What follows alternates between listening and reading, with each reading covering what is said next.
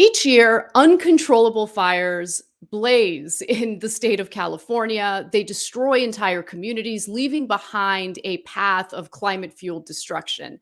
Now, the Dixie Fire, for example, which continues to burn, has completely devastated small towns in Northern California, including Greenville and Canyon Dam.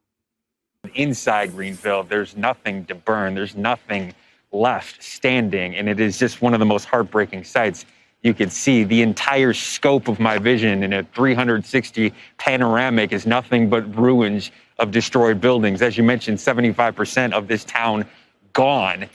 So you see from every once in a while, the scattered memories and remnants of generations that have lived here. This is a gold rush era historical town. We found buildings that were built in the late 1800s that had burned down here. And speaking to families who are now displaced outside of this community and nearby communities that are still at risk, all there is worry and fear about what is here.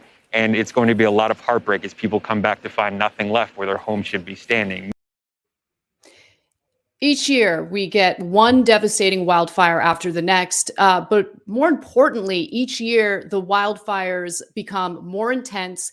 They burn for a longer period of time and cover more acreage. And this blaze in particular has been burning for more than a month. And it's now the largest standalone fire in California history. It's also the largest currently burning in the U.S., incinerating some 450,000 acres, an area triple the size of Chicago. The massive inferno, driven by historic drought conditions and winds fueling a blowtorch. Fire was driven by 25 to sometimes gusting to 40-mile-an-hour winds. Just really was explosive fire growth. 4 firefighters have been injured, one still recovering in the hospital. And with more than 30,000 forced from their homes, monstrous clouds of smoke from several large fires can be seen from space, blanketing areas from Salt Lake City to Denver with dangerous air quality among the worst in the world. Now, of course, the remarkably dry conditions on the ground, a consequence of climate-related drought, has fueled this uncontrollable fire. And one official with the California Department of Forestry and Fire Protection says that the live trees that are now there have a lower fuel moisture than you would find when you go to a hardware store or a lumber yard and get that piece of lumber that's kiln dried. It's that dry. So it doesn't take much for any sort of embers, sparks, or small flaming front to get that going. And based on the recent report by the UN's Intergovernmental Panel on Climate Change, the IPCC, things are unlikely to get any better anytime soon unless we take some pretty drastic actions. And unfortunately, the government doesn't seem willing to do that. So the report found that carbon pollution has risen to such extremes that a key threshold in the fight to stop climate change, limiting global warming to 1.5 degrees Celsius or 2.7 degrees Fahrenheit by the end of the century, will actually be crossed within the next 15 years. Again, unless we do some pretty drastic measures to curb CO2 emissions. Now, today's average global temperature is already 1.1 Celsius higher than the industrial average, thanks to emissions pumped into the air since the mid-1800s. And climate change also means that these fires do, in fact, burn faster and for a longer period of time. In California, our fire season is now 2.5 months longer than it used to be, which means that people are at risk all the time. And as you mentioned, we're seeing record heat waves, not just in Los Angeles County, but also in Santa Barbara County, San Luis Obispo County, and all of that heat is really increasing risk for fires. We know because of research from scientists that we have 500% more risk for wildfires during this climate changed world than we would have before. And that's because it's really hot and dry, because we have had droughts. And of course, that drought, which is caused by climate change, has led to a lot of vegetation dying, meaning there's a lot of brush lying around that can easily light up. And a little spark from a gender reveal party or whatever it is can end up being a massive inferno very quickly. Which brings us to what started the Dixie Fire in the first place. Pacific Gas and Electric, a utility company that is publicly traded on the stock market, has in fact already reported that it could be to blame. PG&E reported to the California Public Utilities Commission that its equipment may have been involved in the start of the Big Dixie Fire. In fact, here's the CEO of PG&E, Patricia Pope, explaining what happened in greater detail. On July 13th, a fault was initiated on our line by a tree falling on our line. We received word that there was a fault, and we dispatched a troubleman to go and discover and try and find the arduous task of discovering where is the fault on this system. And so he went out and did what he does best under extraordinary conditions. And he searched, and he finally found and was the first on the scene to discover a 70-foot pine tree that had been about 40 feet away from our lines. He described it as a green and healthy-looking tree laying on our otherwise normally functioning lines, doing exactly what they are designed to do. Now, PG&E CEO Patricia Pope is mentioning that the tree looked healthy and that their equipment was functioning the way that it was supposed to for a good reason. As it did in the past, PG&E is facing yet another investigation over its faulty equipment, starting another fire. So prosecutors launched an investigation into PG&E's involvement in the Dixie Fire. Because the fire is burning in parts of Plumas and Butte counties, both are involved in the investigation. Butte County prosecutors successfully convicted PG&E of starting the campfire and of 84 felony counts of manslaughter. And we'll get back to that lawsuit in just a moment. But Pacific Gas and Electric has basically been consistently embroiled in these types of controversies and legal fights for the last several decades. In 1996, PG&E settled a multi-million-dollar lawsuit alleging it tainted drinking water around Hinckley, California. In 2001, the California energy crisis resulted in rolling blackouts and drove the corporation's utility arm to file for bankruptcy. And in 2010, a PG&E gas pipeline exploded in San Bruno, California, killing 8 people. And it doesn't stop there. There are so many examples to share with you all, including PG&E vice president saying on camera that a PG&E power line started the 2019 Kincaid fire, which injured 4 people and destroyed hundreds of homes in Sonoma County. CAL FIRE also said in a report this year that the deadly Zog fire in 2020 was sparked after a pine tree hit PG&E distribution lines. Now, PG&E is responsible for clearing brush or trees that come close to its equipment. And of course, it is supposed to be responsible for updating its equipment in order to prevent fires from being sparked. And unfortunately, there's quite a bit of evidence indicating that they have not done that. PG&E has been around for a very long time. In fact, much of its equipment is extremely old and needs to be updated immediately. All of these disasters that the utility company found itself entangled in made it clear, though, that the company failed to update its equipment and take other critical measures to prevent these fires in the first place. Outside of Paradise is a high-voltage transmission line owned by PG&E. The 56-mile line, known as the Caribou Palermo, was built in 1921. Its towers and lines tap into a hydroelectric system known as the Stairway of Power.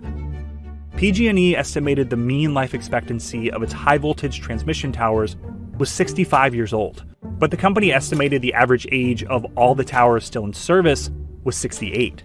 The oldest towers in the system were 108 years old. According to a PG&E list obtained by the Wall Street Journal, the Caribou Palermo was one of the grid's worst-performing circuits. It also ran through areas that were identified as posing elevated and extreme fire risks. In 2017, PG&E equipment started 18 fires that killed 22 people, according to state fire officials. According to an internal presentation from that same year, the company said it needed a plan to replace its steel structure transmission towers and better manage its equipment to prevent it from causing fires. Now, of course, regardless of how many fires have been started as a result of their faulty equipment, I mean, they have towers that are as old as 108 years old. And the fact that they're not updating this equipment and they claim that they will, or they claim that they've allocated funding in order to do all this. I mean, we keep seeing year after year in case after case that they haven't done what they claim that they're going to do. And people are not only losing their homes, they're losing their lives as a result of this incompetence, this negligence, but more importantly, this greed. That's what's at the heart of the decision making for this publicly traded utility company. Remember, they have a fiduciary responsibility to return, to provide a return on the investment of their shareholders. And since PG&E, again, is this publicly traded company, its executives have decided, maybe we're going to cut some costs and not update equipment that's as old as 108 years old. So that objective inevitably puts Californians at a massive disadvantage. So it shouldn't be shocking or surprising to anyone that they decided to divert the $80 million that should have been used to clear trees and update their equipment on returning dividends in some cases to their shareholders. Now, let's go back to one of the deadliest fires in California history, and that was the Camp Fire, which started on November 8th of 2018. Now, it was ignited by a faulty electric transmission line, and the next video has more details on that. On the morning of November 8th, 2018, winds picked up before sunrise near Paradise. A hook connecting a power line to a Caribou Palermo tower failed, causing the line to strike the tower and emit sparks that fell to the ground. A few minutes later, a PG&E worker spotted a small fire near the tower. That fire grew quickly. Oh my God. By 8 a.m., local officials had given the order to evacuate. By 10:45, the fire had overtaken parts of Paradise. Trying to get out of Paradise. This is bad. Oh my God. County 13 is bad. Hey guys!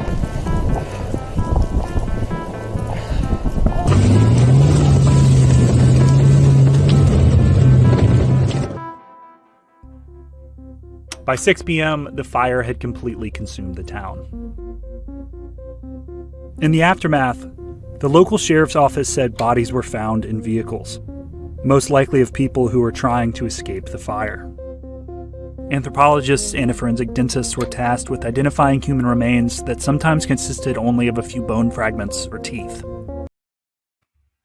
85 people died as a result of the Camp Fire. I mean, it was a complete and utter tragedy. Paradise was burnt to the ground. That entire community was absolutely devastated. And much like other cases outlined, the utility company in court proceedings was found to have neglected its aging equipment despite the risks associated with doing so. The Wall Street Journal investigation revealed the company knew that 57 of the steel towers on the Caribou Palermo line needed hardware replaced, and another 49 towers needed to be replaced entirely before the Camp Fire. In 2013, PG&E told federal regulators it had a $30 million plan to replace equipment on the Caribou Palermo line, but it repeatedly delayed the project for 5 years.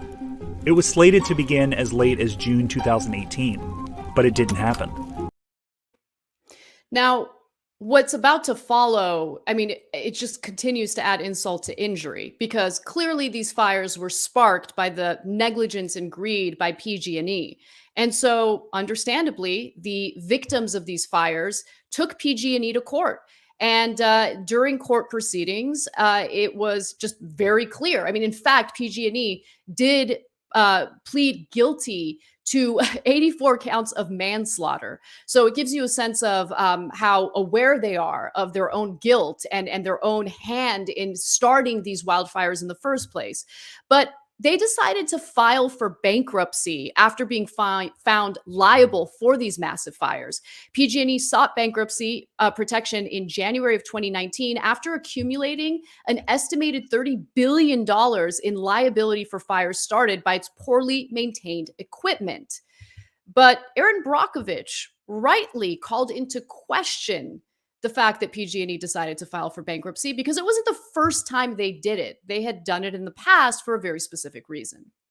I've seen them time and time again use bankruptcy as a tool to get out of liability or paying their claims. And I have found it of late, very recently, that Blue Mountain Capital, which I have here, has an open letter to PG&E that they have absolute overwhelming evidence that the company is solvent. So I don't know, other than a tactic to file bankruptcy to get out of their responsibility, why the state is going to let us get into that type of chaos with this company again. Brockovich certainly had reason to be concerned. Not only did she have case studies in the past where PG&E specifically filed for bankruptcy in order to avoid liability, but if you look at some of their lobbying activity, it gives you a sense of why the system is on their side and how they've been able to get away with this awful behavior for decades. Li Fong writes in The Intercept that PG&E spent millions on lobbying following bankruptcy, whining and dining lawmakers who sponsored the bailout. And yes, PG&E ended up getting bailed out. And I'll give you more details on that in just a second. But I do think the subheadline is also important, where Li Fong writes that the latest ethics filings disclosed with the California Secretary of State show PG&E has spent at least $2.1 million on lobbying policymakers this year. So what exactly came of those bankruptcy proceedings? I honestly think that it could be considered worse than what Erin Brockovich outlined in that interview, because the way the victims would be compensated also happens to force them to root for the very company that destroyed their lives in the first place. It's incredible. So as part of its bankruptcy agreement, PG&E agreed to form a trust meant to reward shares, publicly traded shares of PG&E as a huge part of the victims' compensation. And this put desperately needed settlement money at the mercy of the market. CNBC reported that the Victim Relief Trust received 478 million shares of the reorganized company's stock, making it the utility's largest shareholder. The fund is meant to compensate more than 70,000 victims of 24 wildfires. 70,000 victims of 24 wildfires, and they're rewarded, or I should say rewarded, they're compensated through shares of a company that has destroyed their lives. That means that they would be required to root for the financial success of the company in order to maximize profits. What would PG&E need to do? More of the same negligent, greedy, cost-cutting behavior that led to these fires in the first place. In fact, a court-appointed trustee, John Trotter of the Victim Fire Trust, said that the victims of the fires should root for for this company because of the fact that they're now a massive shareholder. You are 25 or 24.5% owners of PG&E, so it's important for you to want PG&E to do well. I mean, come on. How incredible is that? How sick is that? Now, if you really think about it, the stock's performance is, again, tied to the company's ability to maximize profits, which does in fact mean that they need to engage in all the risky cost-cutting behavior that they have in the past. But regardless of PG&E's liability, lawmakers in California have actually gone out of their way to have the company's back. And that brings us back to some of Li Fong's incredible reporting on this story, because that loyalty from California lawmakers, essentially these corporate Democrats who claim that they care about the ordinary American, did not come cheap. So PG&E has spent at least $2.1 million on lobbying policymakers in 2019, well after declaring bankruptcy. They declare bankruptcy and then spend $2.1 million on lobbying, with hefty fees spent to retain half a dozen prominent consulting firms and branding experts, along with a team of in-house lobbyists. The Intercept continues to report that the company also paid for beverages for California State Assemblyman Chad Mays, I should say, and Assemblyman Rob Bonta. Both lawmakers sponsored legislation introduced in February of 2019 to provide PG&E, and get this, with as much as $20 billion in tax-exempt bonds, a measure widely criticized as a bailout by ratepayers, because it is. It is a bailout. It's absolutely a bailout, when in reality, the state of California should have done a public takeover of this utility company. And guess what? They spent a fortune to make sure that they got the government on their side. In 2018, the company spent nearly $10 million on campaign donations and lobbying, more than any other single political entity in the state of California, largely to control the fallout from outrage over the company's role in fueling wildfires across Northern California. But look, we try to offer up some solutions here at Jacobin. And luckily, Spencer Roberts wrote a fascinating piece on what potential solutions can be. Now, he starts off with what I believe is a pretty practical solution that's been used in other parts of the country. So he writes that from California to Puerto Rico and all across the world, movements are pushing for making these local energy distributions something that's owned by municipalities, citing existing successes. Nebraskans already publicly own their grid and are one of the nation's leaders in wind power implementation. Germans recently transitioned their grid to public ownership and quickly became world leaders in renewable energy, often paying negative rates for energy usage. So again, I think that this is a practical option, and this is the option that we would have gone in if it weren't for people like Governor Gavin Newsom and other corporate Democrats in the state legislature being bought off by pg&e. But Spencer Roberts goes further in his Jacobin piece, and I think this is the fascinating solution that should be explored. He writes, what we need now is a wholesale structural reform, a nationwide transition to public ownership of all utilities through a universal single payer power program.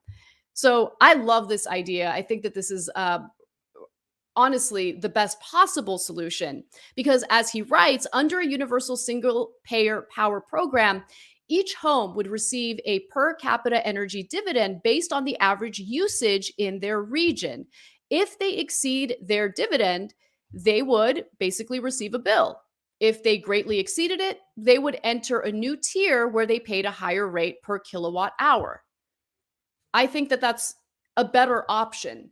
But even if we don't get to that point anytime soon, it's common sense for the people of California to take control of this utility company. If it's publicly traded, it's going to have that giant objective that works against the best interests of Californians.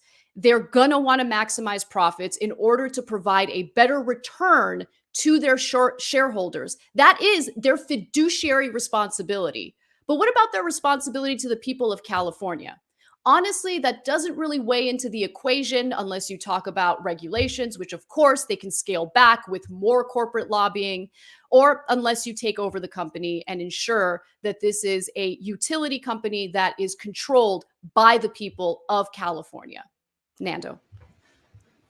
I did not know that pg&e was a private company traded on the stock market. I mean, that is just, I think if you explain that kind of thing to a German or something, they'd look at you like you were insane, like that you were lying to them, that would be impossible, that something like a electric utility company that handles the electricity for a state, the size of Germany, essentially, would be publicly traded and run for profit. I mean, that's just crazy. If this is the inevitable consequence of that is what we see is like they have to live on the very edge.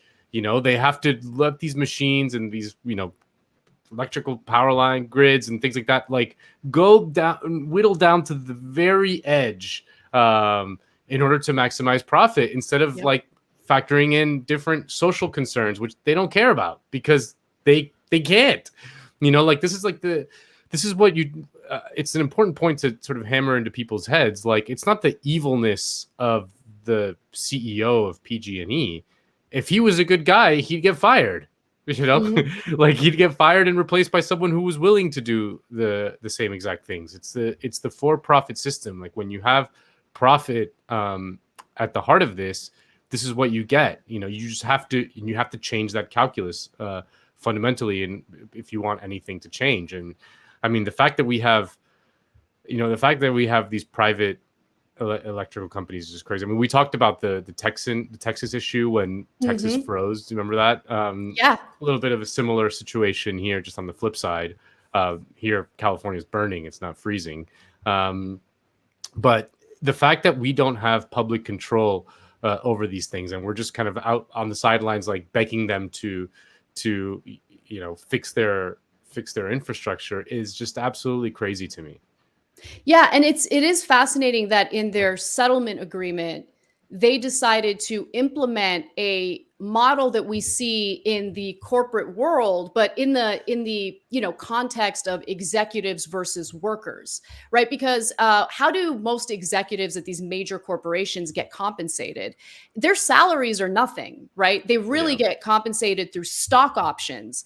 And so in order for them to increase their personal wealth through these stock options, they need to cut costs, which means nickel and diming their workers, overworking their workers, providing little to no benefits for them. And it pits these executives against the very people who are, let's keep it real, being exploited for their labor, right?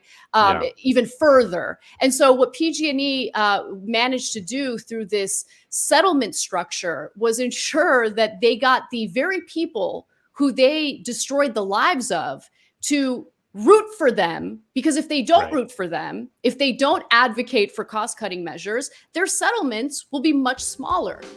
It's so sick. The whole system is sick. It really is. If you enjoyed this clip from Jacobin Weekends, please hit like and subscribe. You can also watch the full episode or catch any future live stream by clicking the join button below and becoming a Jacobin YouTube member. Thank you.